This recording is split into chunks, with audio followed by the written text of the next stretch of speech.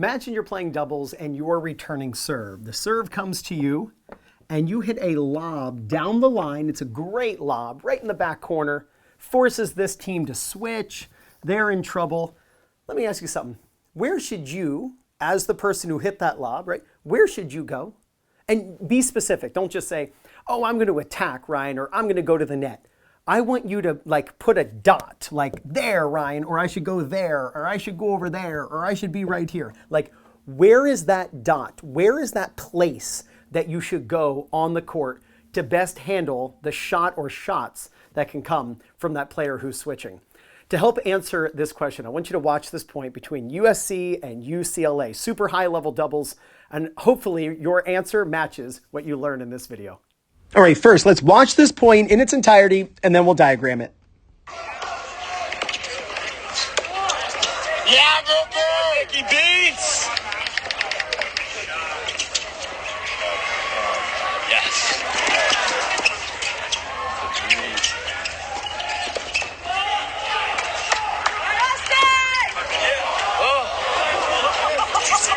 Yeah, baby!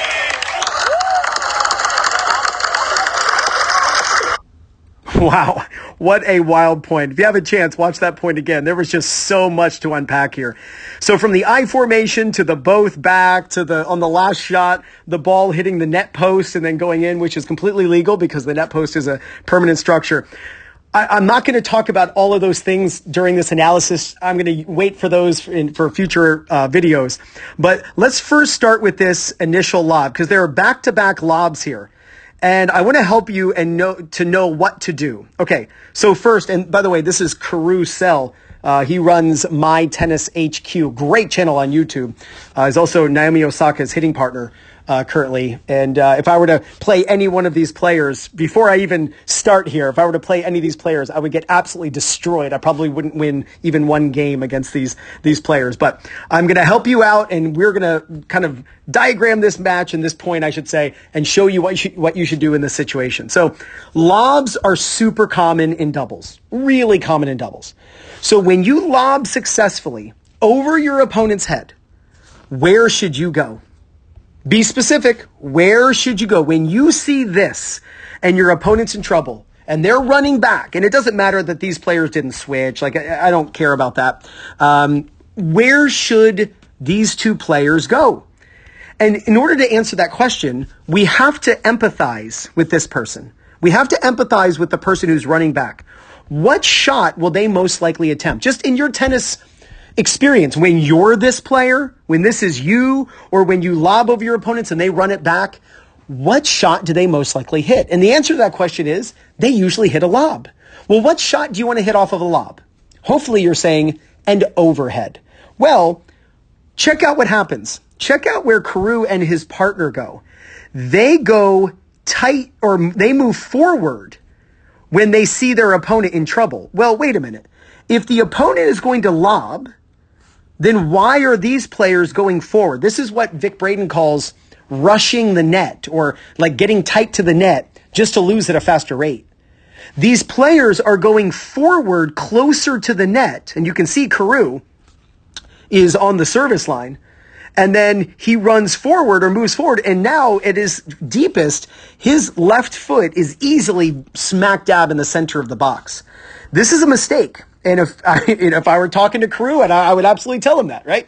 Again, this guy, he got to 371 in the world. That was his highest ranking. He would absolutely destroy me. But if I were his coach, I'd say, look, Karu, you gotta be on the service line. Here's why. And I'm not just going on Karu here. I'm talking about all these players, because none of them actually go to the right spot when the lob occurs, which I think is a real problem in tennis coaching, is coaches don't know how to teach the lob in doubles and in singles. So when these players get tighter to the net, they make it easier for the ball to go over their head. What you should do is exactly where they are right now.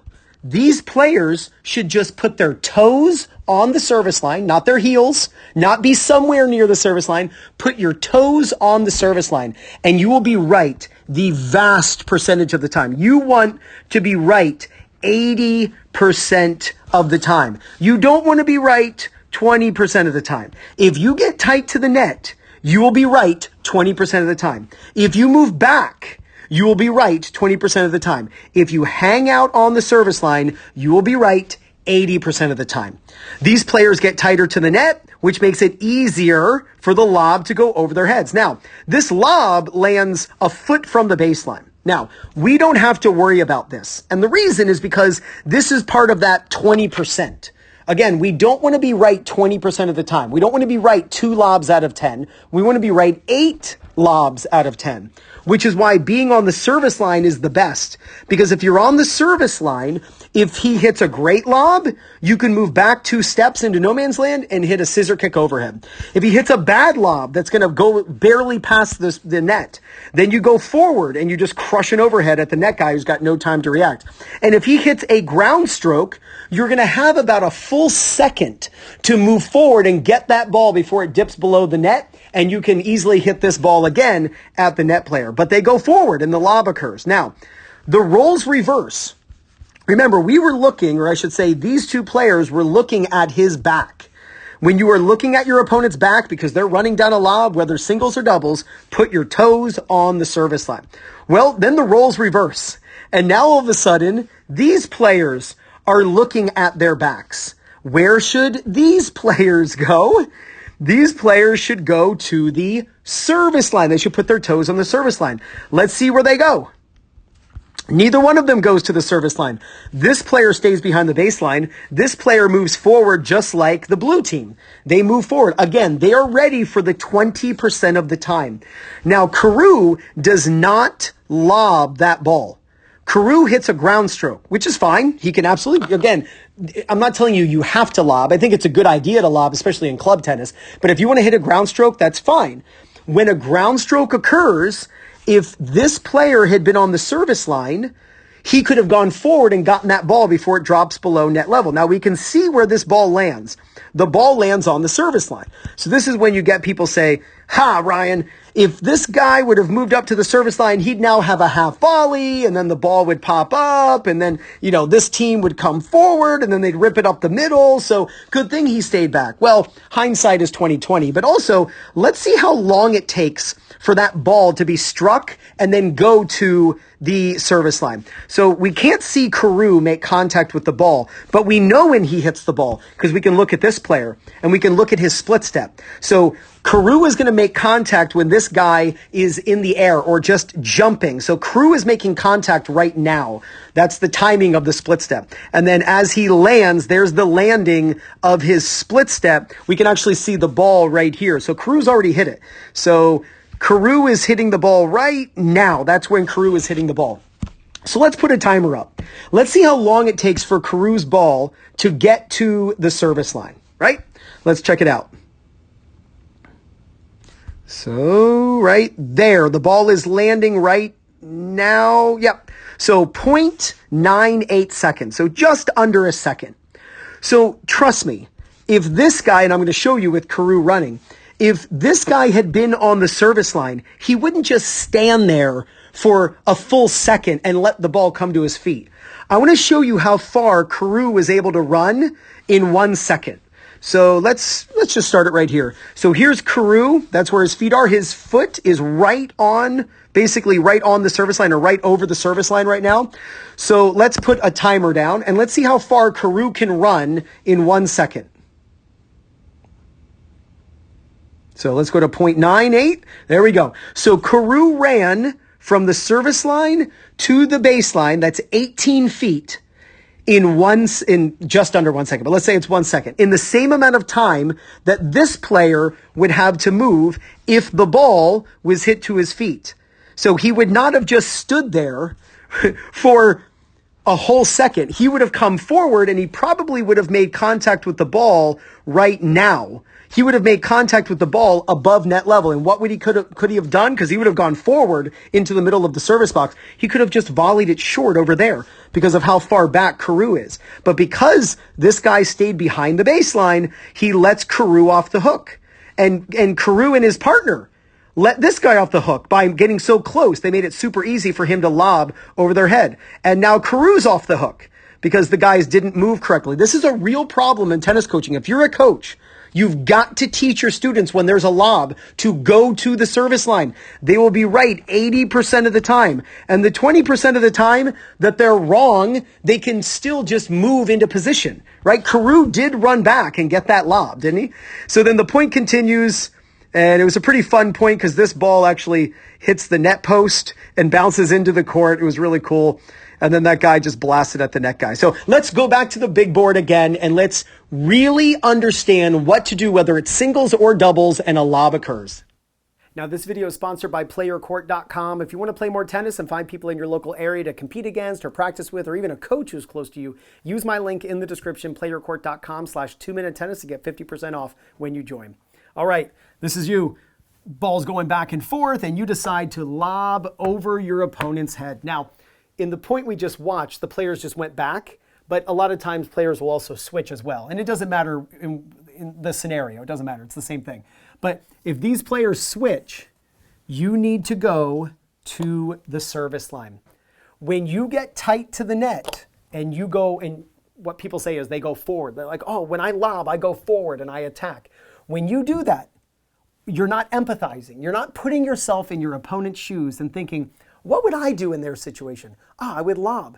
If you watch American football where they punt on fourth down, if you don't know what I'm talking about, I apologize. But you see players in football, they'll punt on fourth down. There's always someone in the back waiting for the punt. They're standing in the middle of where they think that punt is going to land. Sometimes they have to move back to catch it. Sometimes they have to move forward to catch it. But they're standing in the middle to try to be equidistant to those great punts and bad punts. It's the same thing. If you're super close, you're only ready for a really bad lob or punt, right? So when they hit a mediocre lob or a great lob, you've got no shot. So you put yourself on the service line. So if it's a bad lob, you can go forward and crush it. If it's right to you, you don't have to go anywhere. If it's a great lob, you can take 2 or 3 steps back and hit an overhead. And when you go to the service line, if they hit a ground stroke, you can then move forward and get that ball before it drops below net level. You can pick on this person. You can hit an angle off the court.